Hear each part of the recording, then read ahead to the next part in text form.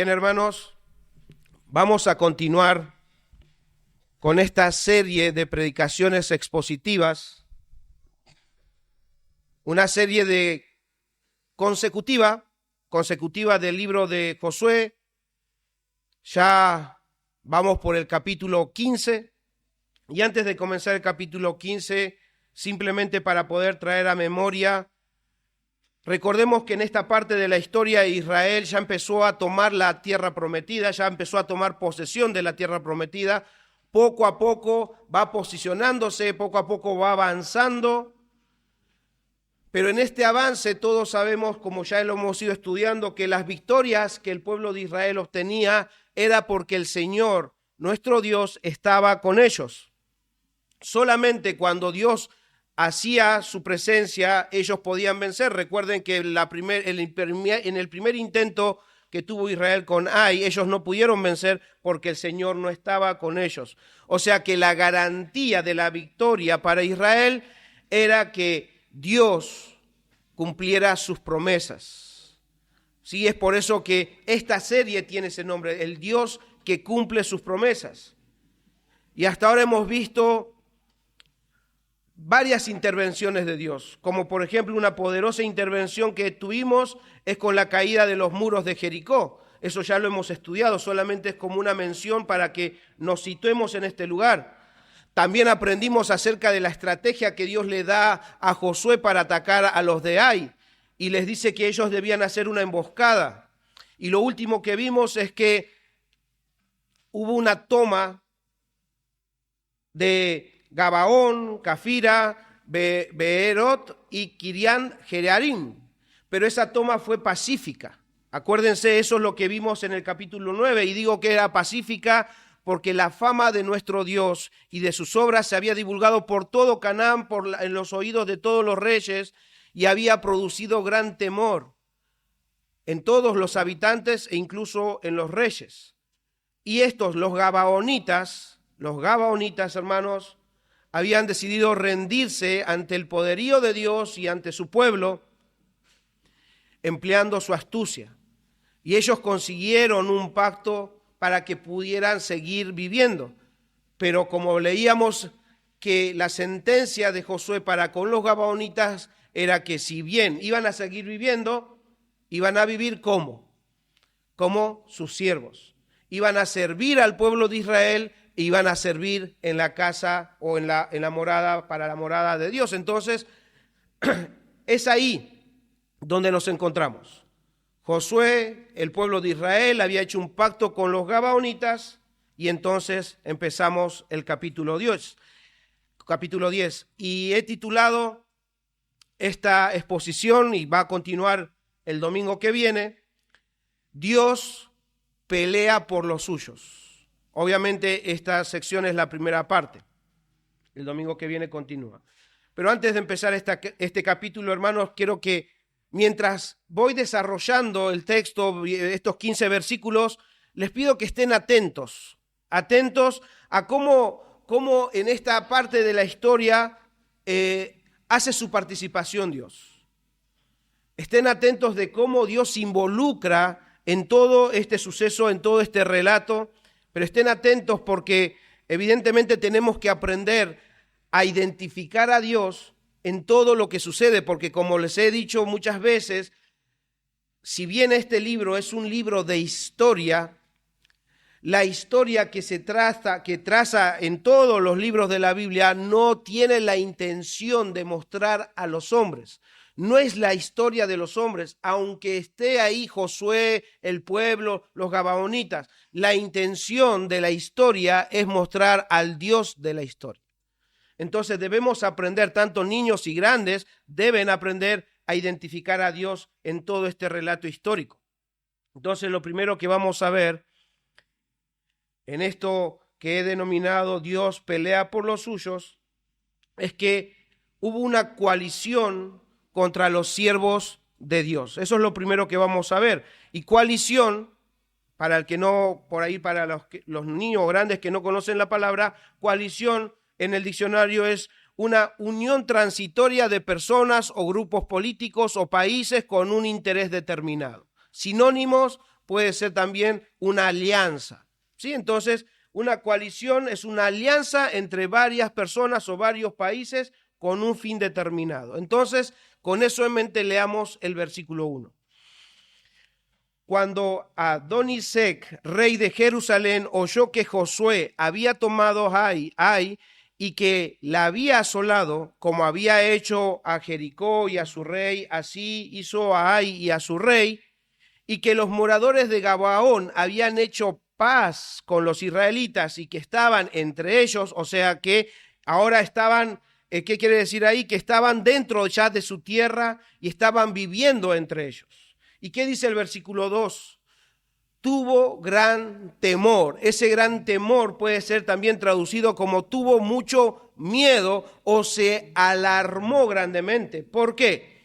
Porque Gabaón era una gran ciudad, como una de las ciudades reales y mayor que hay, y todos sus hombres eran fuertes. Esto lo vimos también el domingo pasado. O sea, algo notorio hay en la rendición de los gabaonitas. Ellos no eran debiluchos, ellos eran fuertes y era una ciudad bastante importante y evidentemente ellos no confiaron en su poderío y prefirieron rendirse ante el Dios de los israelitas. Todos esos hombres eran fuertes. Bien, en el versículo 1 dice cuando Adonisec, rey de Jerusalén, bueno, Jerusalén es aquí cuando es la primera vez en toda la Biblia que se menciona esta ciudad.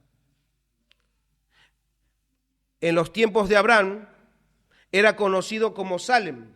Ustedes lo pueden ver después en sus casas en Génesis 14, 18. Era conocido como Salem y luego fue conocido como Jebus en los tiempos de los jueces. Eso también lo pueden ver en Jueces 19, 11. Y según los historiadores, hermanos, Jerusalén era muy importante en el sur de Canaán y contaba con una defensa de murallas y de un gran ejército. Pero al parecer, como leemos, Adonisec, rey de Jerusalén, no tenía seguridad de que eso podía defenderlos, porque las noticias que habían llegado a sus oídos eran realmente alarmantes, hermanos, porque este rey ahora sabía que las murallas de Jericó, que también eran imponentes, eran importantes, no había podido impedir el ataque de los israelitas. Entonces, este rey no podía confiar, no tenía garantía en sus murallas. Por otro lado, también se enteró de que los gabaonitas se habían rendido y habían entregado sus tierras sin luchar. Y eso también era aterrador. ¿Por qué? Porque los hombres de guerra, como leímos, los hombres de guerra de Gabaón eran fuertes. Entonces, él ve a su ejército y tampoco podía confiar en ellos, porque por más que sean fuertes, tampoco pudieran vencer a los israelitas. Pero también vemos que por otro lado, este rey no aceptaba que Gabaón o los gabaonitas haya sido entregado sin siquiera luchar. Él los toma como una traición, porque había dejado que los invasores o que los enemigos tomaran su tierra sin ni siquiera intentar luchar o sin ni siquiera haber intentado aliarse con otros. Directamente se entregaron en la mano de sus enemigos. Y es por eso que, entendiendo esta situación, este rey tiene una acción. Él ve la situación, él analiza el panorama. Tenemos muros, pero Jericó cayó todo, o sea, no. Tenemos tropas, sí, pero también los gabaonitas lo tenían. O sea, no había garantía. Entonces eso lo lleva a reaccionar y leamos versículo 3, por lo cual, por tanto, entendiendo esto, Adonisec, rey de Jerusalén, envió a Ohán, rey de Hebrón, a Pirem, rey de Jarmut, a Jafía, rey de Laquis, y a Debir, rey de Eglón, diciendo: subid a mí y ayudadme, y combatamos a Gabaón, porque ha hecho paz con Josué y con los israelitas. O sea, fíjense cuál era la intención. Y luego dice, y 5 reyes de los amorreos, el rey de Jerusalén, el rey de Hebrón, el rey de Jamur, el rey de Laquis, el rey de Eglón se juntaron. Ahí está la coalición. Se pusieron de acuerdo, se unieron, hicieron alianza y subieron ellos con todos sus ejércitos y acamparon cerca de Gabaón y pelearon contra ella.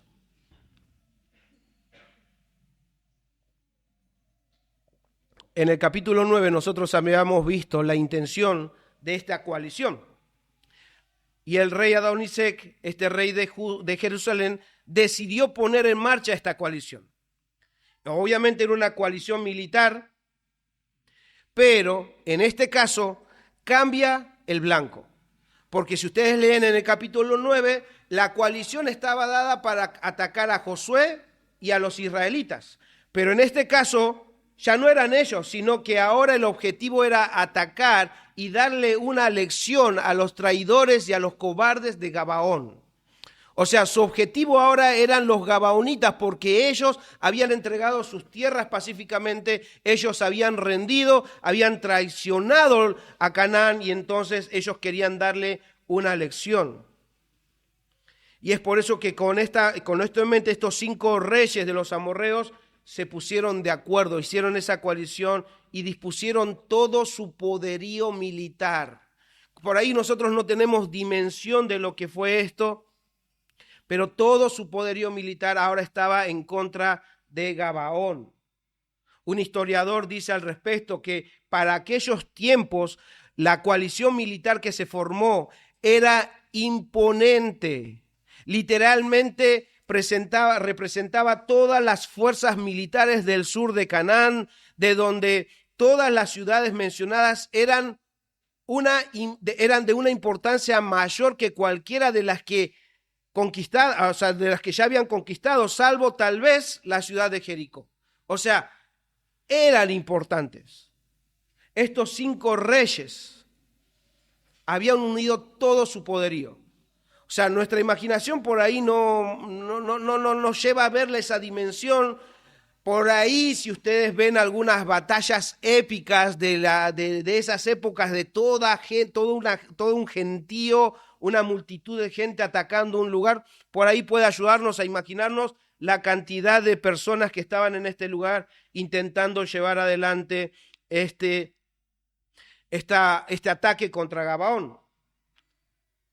Pero lo que estos 5 reyes posiblemente ignoraban es que los gabaonitas, al rendirse, hermanos, como vimos el domingo pasado, fueron tomados como esclavos.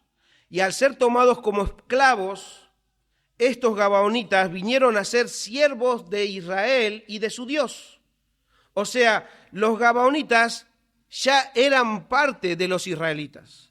Por tanto, estaban bajo el cuidado de Dios, y atacar a los gabaonitas, o sea, a los servidores de Dios, aquellos que se habían rendido a Dios y a su pueblo, era también atacar a Dios mismo. Hemos visto la historia lo he mencionado el domingo pasado, cuando el rey Saúl mató a los gabaonitas y él después mandó hambre al pueblo. Y David preguntó por qué estaba pasando esto, porque habían roto el pacto. Entonces, evidentemente, Dios estaba al cuidado ahora también de estos servidores de Dios y del pueblo que eran los gabaonitas. Entonces, a medida que vamos viendo esta historia, hermanos, vemos cómo ante la acción de Dios, ante lo que Dios va tramando, accionando para la conquista de la tierra, se empieza a levantar oposiciones por todos lados. Esta historia del pasado, hermanos, tiene implicaciones para nosotros en nuestros días. Y siempre que vamos a ir a la Biblia debemos encontrar implicaciones, porque si no simplemente quedamos acá como clases de historia. Y la idea de las predicaciones no es dar clases de historia. La historia está en la Biblia, las vemos, pero debemos tener algunas implicaciones para nosotros hoy. Y por eso quiero preguntarles a ustedes, así como escuchamos el domingo pasado, ¿cuántos de ustedes se identifican o se sienten identificados con los gabaonitas? No lo sé, pero si ustedes escucharon y escudriñan la Escritura, deberían. Y si hay alguno que todavía piensa que yo no me identifico con los gabaonitas, debería hacerlo. Por ahí necesita escudriñar un poco más la Escritura, pero deberían identificarse con los gabaonitas. ¿Por qué? Porque así como aprendimos en el capítulo 9, al igual que ellos, hermanos, ustedes estaban destinados a ser destruidos por su pecado. Los gabaonitas iban a ser destruidos, pero ustedes también, por su pecado, estaban destinados a ser destruidos, pero al igual que ellos, ustedes se les fue perdonado y se les permitió seguir viviendo. ¿Por algo que ustedes hicieron? No, fue por el pacto. Ustedes están vivos y tienen esperanza por el pacto que Cristo hizo por nosotros, así como el pacto de Josué con los gabaonitas. Entonces, tenemos cómo identificarnos. Por eso es que debemos conectar, digamos, la historia con lo que pasa con nosotros, porque espiritualmente estamos unidos a la historia. O sea que, ¿qué quiero decir con esto? Que si eres cristiano o cristiana, formas parte de la iglesia. Eso significa que eres pueblo de Dios. Y eso es producto porque el Espíritu Santo te injertó, te hizo parte, como se les hizo parte a los gabaonitas, parte del pueblo, así también el Espíritu Santo te selló y te hizo parte de su pueblo. Y no lo merecías. Debes recordar esto. No eras pueblo y no merecías ser pueblo. Pero por el pacto de Cristo, el Espíritu Santo te añadió al pueblo de Dios. Ahora bien, pregunta otra vez, ¿cuántos de ustedes, los que ya se rindieron a Cristo, recibieron ataques por hacerse cristianos? Obviamente no son ataques de reyes o de ejércitos, pero si lo piensan bien, hermanos, todo aquel que se ha unido a Cristo recibe ataque. O sea, los gabaonitas se rindieron, fueron tomados como traidores y estos reyes iban a darles una lección. Pregunta, hermanos, ¿a cuántos de ustedes, sus familiares, les hicieron sentir como traidores o traidores a la religión de la familia por el simple hecho de haberse unido a Cristo, por el simple hecho de haber creído en Él? Eso es lo que sucede. Ustedes por ahí no tienen conexión. Bueno, pero a mí nunca me atacaron reyes, a mí nunca me atacaron ejércitos, pero hay oposición. No sé ustedes, pero creo que la mayoría de nosotros, o por no decir todos, hemos experimentado algún tipo de rechazo por haber decidido seguir a Cristo, por haber entregado nuestras vidas a Cristo. ¿A cuántos de ustedes les pasó que los amigos con los que ustedes compartían tiempos dejaron de pasar tiempo con ustedes, los empezaron a hacer a un lado, los empezaron a rechazar por el simple hecho de haberse hecho cristianos? ¿O no? Algunos pueden decir, sí, yo tengo amigos que todavía me respetan, sí, pero intentarles hablar de Cristo y van a ver cómo los van a empezar a rechazar. Sí, amigo, está bien, pero no me hables de Cristo. O sea, juntémonos, hablemos, pero no me hables de Cristo. Entonces, ¿por qué? Porque hay un rechazo. Ellos pueden decir que los respetan, pero los rechazan porque rechazan el cristianismo.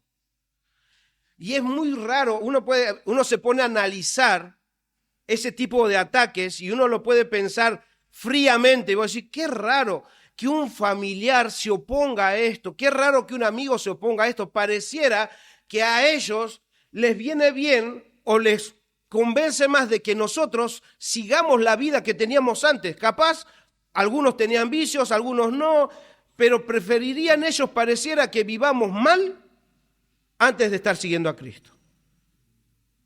Preferirían ellos tenerlos ahí con ellos, aunque ese tenernos con ellos significa hacer cosas malas, que antes de seguir a Cristo. Es raro, pero es así como sucede. Y es por eso que no debe sorprenderlos, hermanos. Eso fue así desde el pasado. Fíjense esta historia. Y va a ser siempre así. Siempre así se va a levantar oposición a las cosas de Dios, o a los cristianos en este caso. Y no solamente en nosotros. A todos los cristianos de la historia, en todas las épocas, le ha pasado esto. Entonces, hermano, hermana, no debe parecerte raro que la sociedad, que tus amigos, que tus familiares o compañeros de trabajo intenten hacerte ver o incluso hasta hacerte sentir que eres un traidor, que eres alguien de mente débil, porque el cristianismo supuestamente es para gente débil, la gente de mente débil, porque se dejan llevar, se dejan manipular. Porque los fuertes están allá afuera, los débiles están acá en busca de ayuda, porque acá son todos débiles. Te lo van a hacer sentir, te van a hacer ver que eres, ya sea en el trabajo, en la misma sociedad, en donde te muevas, van a hacerte sentir sapo de otro pozo, solamente por ser seguidor de Cristo. ¿Y eso está mal? No, está bien. Eso tiene que suceder. Porque ya no eres de este mundo, eres realmente sapo de otro pozo, ya no perteneces a este mundo. Muchas veces me decían, no, la iglesia no tenés que ir porque ahí en la iglesia te lavan la cabeza. Y uno dice, bueno, está bien, mejor no voy para que no me laven la cabeza.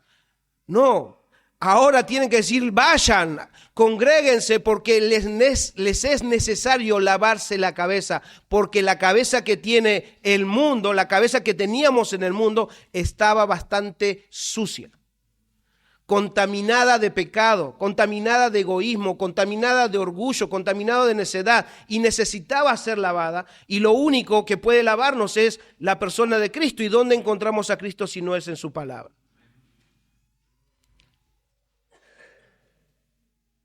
No sé cuántos de ustedes leyeron El progreso del peregrino o vieron la película, se los recomiendo. No estoy haciendo propaganda, pero se los recomiendo. Si no lo vieron o si no lo leyeron, véanlo.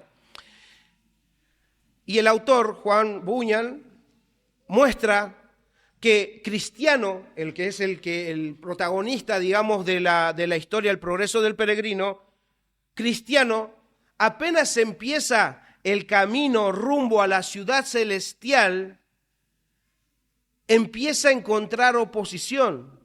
Satanás intenta por cualquier medio convencerlo de que vuelva a la ciudad de destrucción, de donde él era servidor, de donde él estaba. Él quiere que vuelva a ser su siervo, volver, y todos los medios posibles. Van a ver ustedes en esa historia cómo su esposa, sus compañeros de trabajo, sus amigos o las circunstancias adversas que vivía, intentaban hacer que vuelva otra vez hacia atrás, vuelva a la ciudad de destrucción. Y lo que Juan Bunyan lo está expresando en ese relato de lo que es el camino del cristiano, no es otra cosa que de lo que Cristo mismo ya había enseñado. En Juan capítulo 15, versículos 18 y 19, Jesús mismo hablando a sus discípulos les dijo esto: si el mundo os aborrece, sabed que a mí me han aborrecido antes que a vosotros. Si fuerais del mundo, el mundo os amaría. O sea, son sapos de otro pozo, hermanos. No tengan miedo cuando les digan eso, es necesario que sea así. Peor sería que los tomen como uno más. Si no los hacen sentir sapos de otro pozo, más bien debería alarmarlos. Porque si están muy cómodos con ellos, no vaya a ser que están como ellos y no como de otro lado. Porque Jesús dice, si fuerais del mundo, el mundo amaría a lo suyo. Pero porque no sois del mundo, antes yo los elegí del mundo, por eso el mundo os aborrece. O sea, vamos a tener oposición. Pero saber esta realidad no debe frenar tu caminar cristiano, no debe llevarte a tener miedo a seguir adelante rumbo a la ciudad celestial. Por el contrario, hermanos, debe animarte, debe traer a tu mente las promesas de nuestro Dios.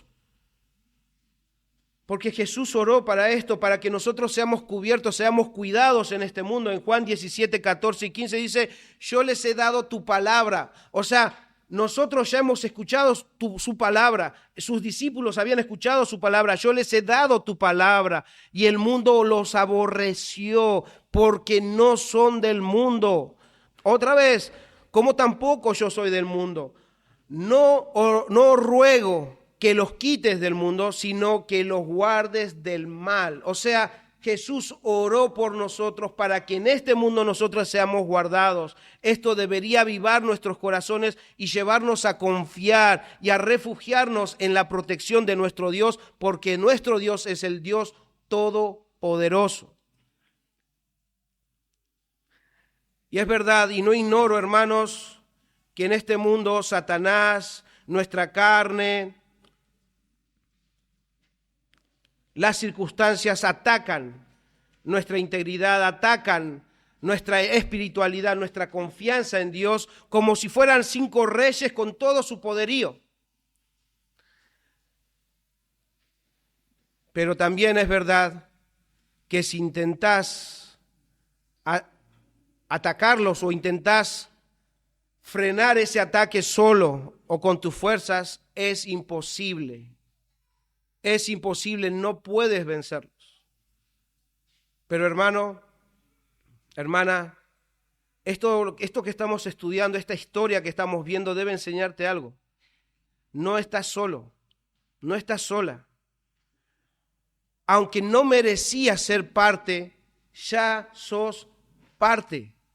Ya tenés alguien que puede ayudarte. Ya tenés un protector. Debes entonces buscar la ayuda de Dios y de los suyos, como lo hicieron los gabaonitas. Sigamos con la historia. El punto número 2, Dios protege y acompaña a los suyos. Estos gabaonitas sabían su situación. Dice ahí en el versículo 6, entonces los moradores de Gabaón enviaron a decir a Josué al campamento de Gilgal, no niegues ayuda a tus siervos, sube prontamente a nosotros para defendernos y ayudarnos, porque todos los reyes de los amorreos que habitan en las montañas se han unido contra nosotros. Hermanos, no sé si lo ven, pero tienen que notar algo. Estos moradores de Gabaón eran numerosos, eran hombres valientes, pero ven su realidad. No iban a poder derrotar a esta coalición. Era muy numerosa, eran muy fuertes, tenían mucho para poder derrotarlos. Y no los vemos a estos gabaonitas intentar probar su fuerza. No vemos a estos gabaonitas intentar a ver si pueden resistir solos. No, ni siquiera lo intentan. Ellos ven la situación, ni siquiera intentan. Bueno, preparémonos a ver hasta cuánto podemos resistir. No, ni siquiera lo intentan. Ellos automáticamente, podríamos decir que dejan a un lado su orgullo, dejan ahí todo lo que ellos podían confiar y piden ayuda. Vengan, urgentemente, vengan a ayudarnos, vengan a defendernos. ¿Cuánto debemos aprender de la actitud de los gabaonitas, verdad? Porque a veces nosotros pensamos que somos fuertes, nos creemos fuertes, pero sin embargo no buscamos la ayuda de Dios, no buscamos consejo de Dios y mucho menos confiamos en nuestros hermanos. No, parece piadoso decir, no voy a molestar a los hermanos. Imagínense los gabaonitas, no, pero no los vamos a molestar a nuestros amos, no los vamos a molestar. Ellos deben estar muy ocupados ahí en Gilgal, planeando las próximas victorias, no los vamos a molestar. La realidad es que ellos entendían que no podían vencer. Esa realidad los llevó a decir, ayúdennos. Y a veces esas realidades nosotros las ignoramos. Espiritualmente no podemos vencer al enemigo. Espiritualmente no podemos vencer la carne, necesitamos del Espíritu de Dios, pero también necesitamos los unos de los otros. Ahí no están diciendo solamente vamos a pedir ayuda a Dios, sino a aquellos con los que Dios está. Ellos piden ayuda. Y hermanos, preguntan, meditando un poco en esto, ¿cómo ustedes responderían a alguien que los engaña y que los hace quedar re mal delante de toda la gente? Y después les dice, ¿nos pueden ayudar? ¿Cómo ustedes responderían? Sean sinceros, ¿no? No me lo digan acá, pero en su mente respondan. ¿Los engañaron? ¿Alguien que los engañó? ¿Los hizo mal? ¿Alguien que los traicionó, los engañó y les hizo quedar re mal delante de toda la gente? ¿Lo ayudarían o le dirían, no, arreglátela, manejate, vos te la buscaste? Porque en esta situación pasa algo similar, porque Josué tenía la oportunidad de dejar que otros hagan lo que ellos debían hacer. Ellos, antes de la coalición, antes de ese pacto que hacen con los gabaonitas, ellos debían destruirlos. Pero por ser engañados, ahora los gabaonitas vivían con ellos, o sea, ya estaban entre ellos. Entonces Josué podía haberse hecho el desentendido, porque al fin y al cabo fueron ellos los que engañaron. Y así podían haber terminado con el pacto que hicieron. ¿Por qué? Porque otros iban a matarlos, no ellos. Ellos iban a librar de eso, o sea, no somos nosotros los que los vamos a matar, van a ser otros. Es como que Josué está recibiendo este mensaje y simplemente no podría haber quedado sin responderle. Es como decir nosotros en nuestros días, recibimos un mensaje de WhatsApp y le podía haber clavado el visto. Listo, y sin responder nada. Y ya está. Y lo único que tenía que esperar es que pase lo que tenga que pasar. Pero obviamente, hermanos, aunque esas cosas pasen por nuestra imaginación, no sería actuar en integridad. Como hemos visto, ellos eran hombres honorables, eran hombres de palabra, porque su palabra estaba delante de los ojos de Dios. Entonces, si ellos hubiesen tenido esa intención mala, esa intención no hubiese pasado desapercibido de los ojos de Dios. Porque Dios también estaba comprometido ya con este pueblo, porque el pacto se hizo en nombre de Jehová. Entonces, no es que solamente Josué y el pueblo estaba comprometido, Jehová estaba comprometido con ellos. Por eso un hermano pregunta, ¿aprobaría el Señor una acción de abandono de aquellos que eran ya siervos de la nación y de la casa de Dios? ¿Aprobaría Dios eso? ¿Qué dicen ustedes? ¿Aprobaría sí o no? ¿Dios estaría de acuerdo que los abandonen ahora que eran sus siervos? ¿Sí o no? ¿Qué dice el sentido común? No. Bueno, evidentemente el sentido común también funcionó y actuó en Josué porque él responde y va a la ayuda de aquellos que eran ahora sus siervos. Y esto vemos también que Dios lo acompaña. Veamos versículo 7. Y subió Josué a Gilgal, él y todo el pueblo de guerra con él y todos los hombres valientes.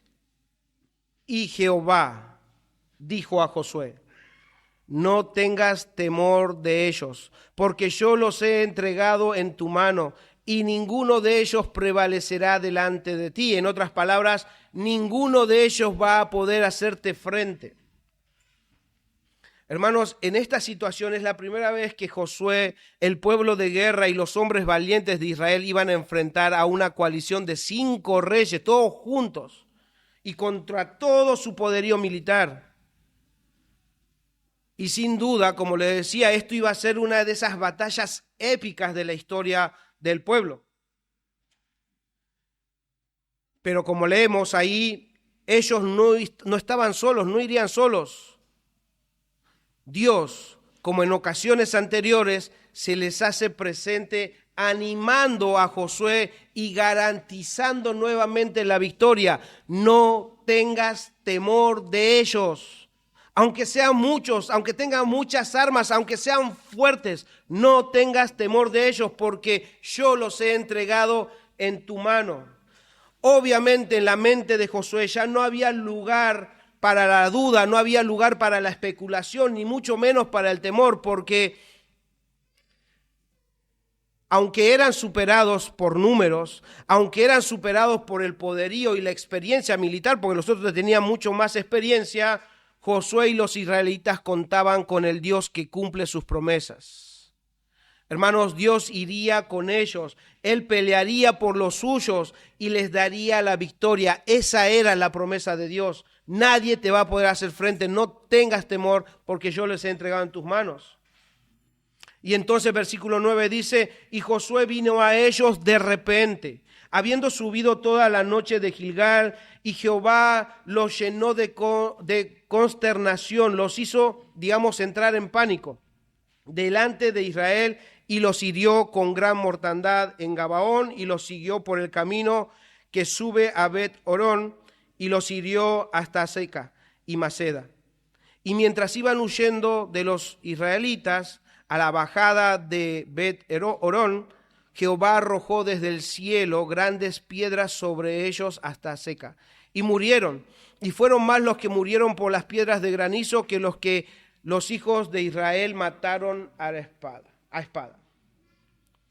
Evidentemente, hermanos, estos 5 reyes y sus tropas no esperaban que Josué y los israelitas llegaran. Por eso ahí que de repente llegaron, los sorprendieron. Porque estos solamente iban a atacar a Gabaón, no iban con la intención de ir a atacar a los israelitas. Pero ahora los gabaonitas ya no estaban solos, contaban con Dios y su pueblo para defenderlos. Ellos van a defenderlos.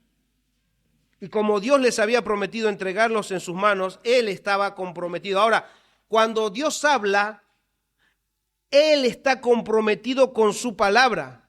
Él va a hacer todo lo que sea y todo lo que esté a su alcance, todo lo que Él tenga que hacer para cumplir su palabra. Por eso es que Dios decide actuar. Por eso les decía, estén atentos al accionar de Dios en toda esta historia. Y el domingo que viene también estén atentos porque Dios decide actuar, incluso adelantarse a los pasos de Josué. ¿Qué dice ahí? Jehová lo llenó de consternación. En el texto hebreo se lee los desconcertó. Es la palabra griega jamán, que es de alguna manera conocido como sembrar la confusión o sembrar el pánico.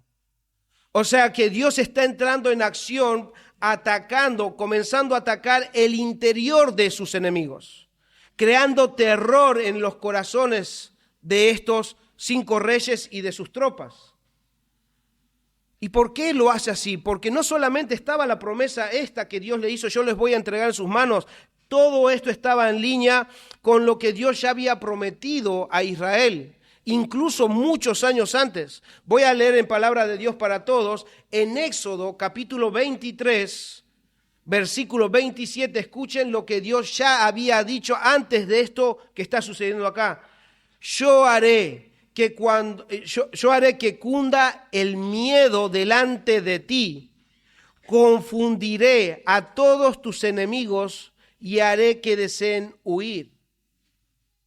O sea, ya Dios había prometido y este accionar adelantándose para consternar a todos, causando temor en el corazón de ellos, era también el cumplimiento del Dios que cumple sus promesas. O sea, Dios ya había dicho esto que iba a pasar y ahora lo estamos viendo. ¡Wow! Dios cumple sus promesas. Y no sé si ustedes notaron los verbos en singular. Dice ahí, los llenó, los hirió, los siguió y arrojó. Eso hemos leído en esos versículos. Pregunta, ¿quién llenó de consternación? ¿Quién hirió a los enemigos? ¿Quién siguió cuando escapaban? ¿Quién arrojó granizo del cielo? ¿Quién? Dios, Jehová, el Dios Todopoderoso. Y podemos ver que nuevamente queda demostrado, hermanos, esto nos tiene que quedar grabado en la mente a lo largo de toda esta serie. Dios cumple sus promesas. Es Dios el que va por delante, es Dios quien está peleando, es Dios quien está cuidando, es Dios quien está llevando todo adelante. Y lo glorioso de eso, que detrás viene su pueblo para ver las maravillas de Dios, para ver el poder de Dios, para experimentar el poder de Dios. Es por eso, hermanos, que esta historia tiene que ser aplicada a nuestras vidas. Y esta historia nosotros las tenemos que ver con ojos espirituales. Ustedes, hermanos, cuando están viendo esta historia, ¿pueden ver al Dios que servimos? Es el Dios que servimos, hermanos. Dios sigue siendo el mismo. Y yo sé que ya lo sabes en teoría, ya lo has leído. Pero no solamente debes saberlo, todo tu ser debe estar seguro de esto. Porque si eres cristiano y eres cristiana, vas a recibir ataques constantes en cualquier área de tu vida. Y vas a ser tentado y tentada a dudar de Dios y de sus promesas. Vas a ser tentado. Pero esta historia, esto que estás aprendiendo, debe convencerte de que Dios es quien te protege, es Dios quien te acompaña, es Dios quien te cuida. Por tanto, hermana y hermano, no tengas temor. No tengas temor, no estás solo y no estás sola. Cristo está con vos. Y no solamente Cristo está con vos de una forma espiritual y real, sino que también te ha dado a tus hermanos. Confía en las promesas de Dios, Él te va a proteger. Él no va a dejar de cuidar a los suyos. El Dios que cumplió sus promesas en el pasado es el mismo Dios que cumple sus promesas en el Nuevo Testamento y es el mismo Dios que cumple sus promesas en nuestras vidas. Por eso es que Pablo le dijo a Timoteo en su segunda carta 2:19, pero el fundamento de Dios está firme, no tambalea, el fundamento de Dios está firme teniendo este sello. ¿Cuál es el sello que Dios puso y está firme? Conoce el Señor a los que son suyos. Oh, hermanos, Él te conoce. Él conoce quién sos y en quién está tu corazón. Él conoce y entonces como Él protege a los suyos, Él cuida a los suyos porque Él los conoce. Él conoce a los suyos y eso es firme, eso ya está sellado porque Dios lo dice. Porque Dios lo dice. Hermanos, Pablo no solamente esto lo aprendió de memoria, Pablo entendió, es verdad, lo entendió mentalmente, entendió todas las promesas de Dios mentalmente, pero luego él pudo aplicar por el poder del Espíritu Santo, convenciéndolo en su ser, él pudo probar y él pudo aplicar en sus luchas espirituales las verdades de que Dios cumple sus promesas, las verdades de que Dios cuida a los suyos. Él pudo experimentarlo, él pudo aplicarlo en sus luchas en este mundo. En este mundo él tuvo luchas, Pablo tuvo luchas. Y es ahí que él experimenta y él puede decir, si Dios es por nosotros, ¿quién contra nosotros? Porque él le creyó a Dios. Hermano, hermana, eso tiene que enseñarte algo. No solamente leas la Biblia. Sí, tenés que leer la Biblia. Pero también debes creerla. Cuando estés leyendo la Biblia, cree que es la palabra de Dios. Debes creer que sus promesas son también para vos. Debes creerla. Muchos de ustedes memorizan la Escritura, pero no solamente, está bien, háganlo, y si pueden hacerlo más, háganlo, pero no solamente memorices la Biblia, sino que pedile al Espíritu de Dios que te ayude a aplicar lo que memorizás, lo que aprendés de la Biblia en tu vida. Y es ahí donde todo tu ser va a poder descansar y va a poder confiar en nuestro Dios. Y en cada momento, en todo momento que vivas, y aún más en los momentos de lucha y debilidad, debes poner tus ojos en Cristo. Y en Él debes estar seguro. Hermanos, que nuestros corazones experimenten estas cosas a la verdad, a la luz de la palabra de Dios. Dios no miente. Y tu corazón, todo tu ser, no solamente tu mente, debe estar quieto en el Señor y confiar en Él como el salmista confiaba en palabra de Dios para todos. Voy a leer Salmo 27 del 1 al 3. Dice, hermanos, cuando lees la Biblia y la crees, cuando memorizas y aplicas, vas a poder decir esto mismo. El Señor es mi luz y mi salvación. ¿A quién podré yo temerle? El Señor es la fortaleza de mi vida, así que no temo a nadie. Aunque los perversos me ataquen y traten de destruirme, todos ellos serán derrotados. No tendré miedo, aunque todo un ejército me rodee. Confiaré en Dios, aunque me declaren la guerra. No dice yo los voy a vencer, yo soy fuerte. No, confiaré en Dios. Porque Él es el que pelea, Él es el que cuida de los suyos. Pero obviamente hemos visto que no solamente Dios ayuda y acompaña, porque a Josué se le fue garantizada la victoria. Entonces, el tercer punto que vamos a ver, que Dios le da la victoria a los suyos. Leamos versículo 12 en adelante. Entonces Josué habló a Jehová el día en que Jehová entregó al amorreo delante de los ojos de los hijos de Israel, y dijo en presencia de los israelitas: Sol, detente en Gabaón, y tú, luna, en el valle de Ajalón. Y el sol se detuvo y la luna se paró, hasta que la gente se hubo vengado de sus enemigos. ¿No está escrito esto en el libro de Jaser? Y el sol se paró en el medio del cielo y no se apresuró a ponerse casi un día entero. Y no hubo día como aquel, ni antes ni después de él, habiendo atendido Jehová la voz de un hombre, porque Jehová peleaba por ellos. Hermanos, si ustedes van a investigar estos versículos, van a encontrar muchos comentarios, muchas objeciones, muchas posturas según el concepto bíblico que tenga cada uno. Porque evidentemente estos versículos parecieran mostrar algún tipo de controversia.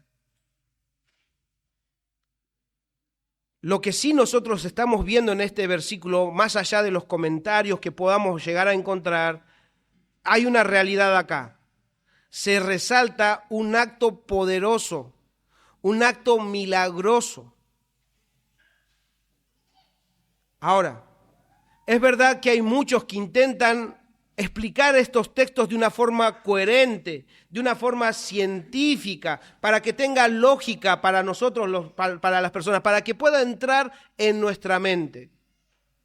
Pero hermanos, yo les hago una pregunta. ¿Qué es un milagro? Porque no voy a meterme a opinar lo que otros opinan.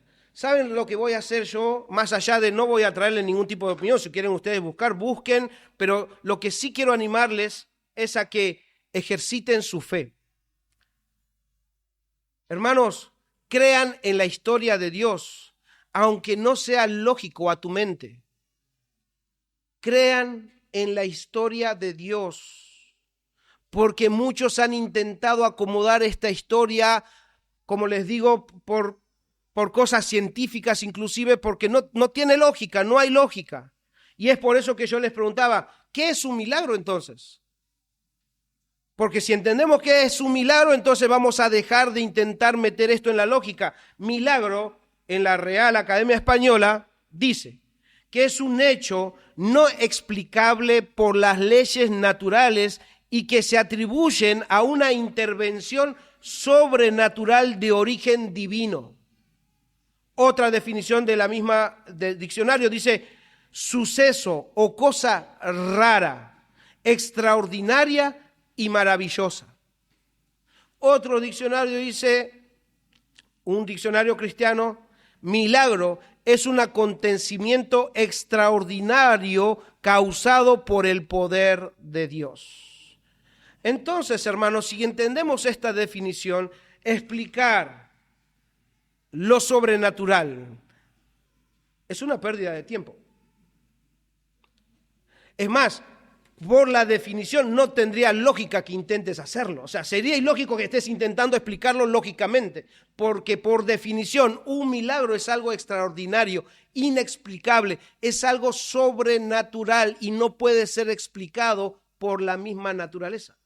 No se puede explicar de una forma natural. Así que no intenten hacerlo.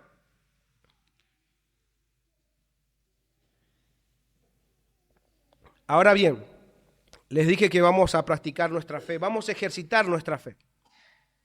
¿Quién es dueño, creador y sustentador de todo el universo? ¿No escucho? Niños, los niños parece que saben más. ¿Quién es el creador, el sustentador de todo el universo? ¿No escuché a los niños? Fuerte, niños. ¿Quién? Muy bien, muy bien. Dios.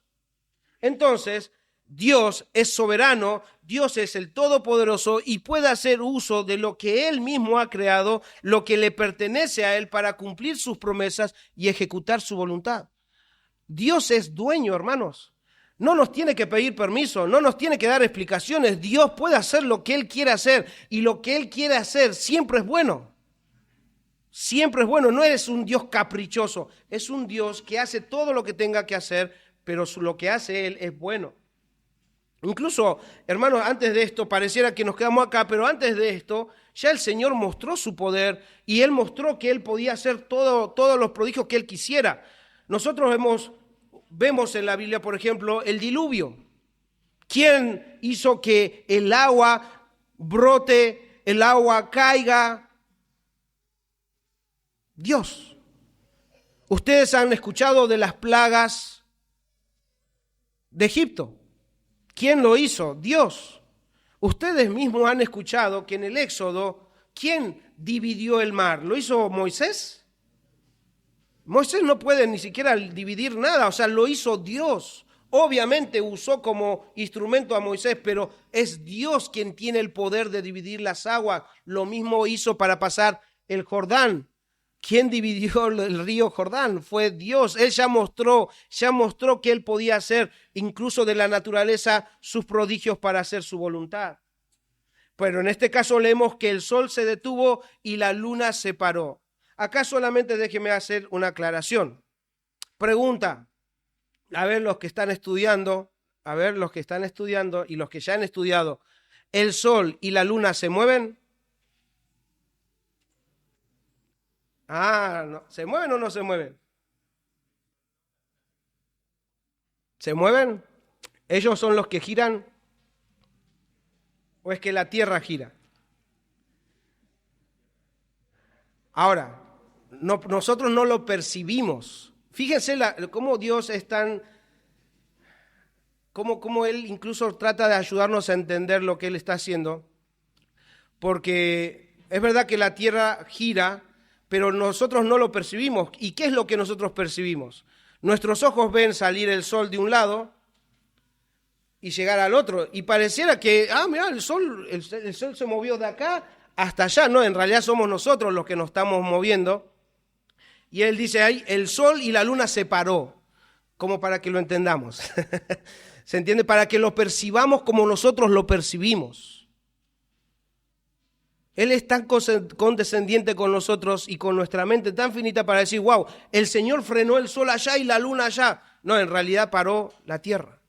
Y algo que dicen muchos científicos, que si eso hubiese sucedido, se hubiese generado un cataclismo. Dios tiene el control, hermanos. Dios puede incluso frenar todos esos sucesos. ¿Para qué? Y lo hizo ¿por qué? Porque el Señor estaba dándole la victoria, quería darles la victoria a su pueblo. Él se había comprometido a eso. Dios hizo lo que tenía que hacer, y aunque los científicos digan lo contrario, nadie puede decir que Dios no tiene la capacidad y el poder de hacerlo. ¿Acaso hay algo imposible para Dios? Y esto lo hizo con el fin de que su pueblo experimente la victoria. Hermanos, evidentemente para creer esta historia realmente necesitamos fe, porque no entra en nuestra mente. Y la fe tiene ojos para ver el poder de Dios. Hermanos, lo que sucedió en este acontecimiento no tiene lógica. Y yo les aseguro que si ustedes se lo van a contar a otros, los van a tratar como locos. Los van a tratar como locos. Porque esto es creer o reventar. Pero nosotros, hermanos, creemos en Dios. Creemos que Él tiene el poder, porque ese es nuestro Dios. Es por eso que un hermano dice al respecto, si la Biblia se la despoja de la acción soberana de Dios para razonarla científicamente, se habrá eliminado la evidencia más importante de la revelación sobre Dios mismo. Fin de la cita. No podemos quitar esto porque simplemente no entra en nuestra cabeza, porque Dios se revela como Él es y nos muestra quién es Él por medio de lo que Él mismo ha permitido que se escriba en la Biblia. Hermanos, Dios le había garantizado la victoria y eso debía suceder porque Dios cumple sus promesas. Dios le dio la victoria a los suyos. Versículo 15 dice, y Josué y todo Israel con él volvió al campamento en Gilgal. Pareciera el fin de la historia, porque dice, ya está, volvieron, pero sin embargo los siguientes versículos nos van a mostrar más detalles de cómo es que obtuvieron esta victoria contra la coalición de estos 5 reyes y su ejército. Pero yo sí termino la historia hoy, hasta acá vamos a avanzar. La próxima semana, si Dios permite, vamos a seguir desarrollando un poco más acerca de este suceso y de lo que sigue, pero obviamente permítame nuevamente aplicar esto lo que hemos visto en el tercer punto.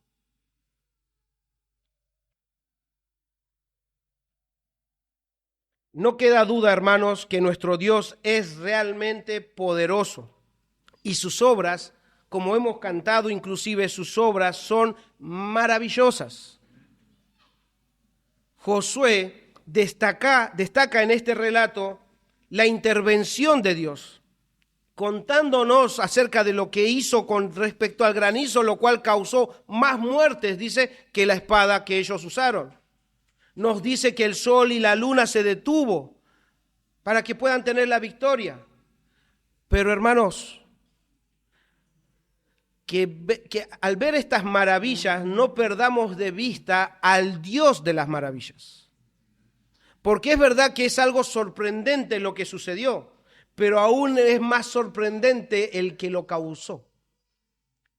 Es verdad que son grandes milagros, pero Josué y el Espíritu de Dios no dejaron esto escrito simplemente para que nosotros nos detengamos a ver los milagros, porque los milagros apuntan, hermanos, a que veamos nosotros al poderoso Dios. Por eso es que Josué dice, después de haber contado todo lo que Dios hizo, él hizo esto, él puso temor, él los mató, él mandó granizo, él detuvo todas estas cosas. Pero ¿por qué dice todo esto? Porque Jehová peleaba por ellos. O sea, todo esto sucedió no para que vean todo esto, sino para que vean quién causó todo esto, para que sus ojos sean puestas en Dios. Lo mismo pasa, hermanos, con nosotros. Y con Cristo pasó lo mismo, porque los milagros que Cristo hizo no eran solamente para que veamos los milagros. Los milagros estaban precisamente diseñados para que veamos quién era Él. Acuérdense de Juan el Bautista, vayan y pregunten si es Él el que había de venir. Vayan y digan, los ciegos ven, los cojos... o sea, ¿está pasando milagros? Sí, porque esos milagros apuntaban a Cristo. Entonces, es verdad que los milagros de Jesús también son maravillosos, porque Jesús incluso paró el viento y calmó las aguas, se hizo gran bonanza. ¿Quién es este que hasta los vientos y el mar lo obedecen? O sea, realmente era maravilloso, pero era para que vean a ese. ¿Quién es este que hace milagros? ¿Quién es este que da de comer a tantos con pocos panes y con pocos peces? ¿Quién es este que sana a los leprosos? ¿Quién es este que resucita a los muertos? ¿Quién es este? Entonces todos esos milagros estaban para que nosotros nos maravillemos de Cristo. Hermanos, los milagros, esos maravillosos milagros, eran la confirmación de que Cristo era el Salvador. Muchas veces nosotros podemos maravillarnos de algo, por ejemplo, la cruz. Sí, la cruz. Hermanos, ¿saben qué? La cruz no tiene valor, no significa nada sin Cristo ahí colgado. La cruz vino a tener alguna relevancia porque Cristo fue colgado en ese lugar. La tumba vacía no tiene relevancia sin no haber visto al que resucitó de la tumba, al que salió de la tumba. Una tumba vacía la podemos conseguir, hoy en día la podemos conseguir, pero el valor de esa tumba vacía es que Cristo vive. Hermanos, el cielo no tendría ningún valor si Dios y Cristo no estuvieran ahí. El valor es que de todas las cosas que nosotros podemos maravillarnos es que Cristo y Dios están ahí. Y es por eso que quiero también animar a aquellos que están sin Cristo. Amigo, amiga, si todavía no te entregaste a Cristo, ya seas niño o grande, debes saber que estos milagros fueron hechos para que vos seas convencido de que Cristo es el Mesías prometido. Todos esos milagros fueron hechos para que vos aprendas de que Él es el Salvador y el único que puede darte vida eterna. Pero también debes entender que el mayor milagro o el único milagro que puede salvarte es que la segunda persona de la Trinidad haya venido a este mundo, haya muerto y haya resucitado. Eso, hermanos, no nos va a alcanzar la vida para maravillarnos de esto. Cada vez que nosotros pensamos en lo que el Dios mismo se encarnó, vino a ser uno como nosotros para salvarnos. Este Dios santo, santo, santo, tomó nuestro pecado, lo puso, lo cargó en esa cruz, lo clavó en esa cruz.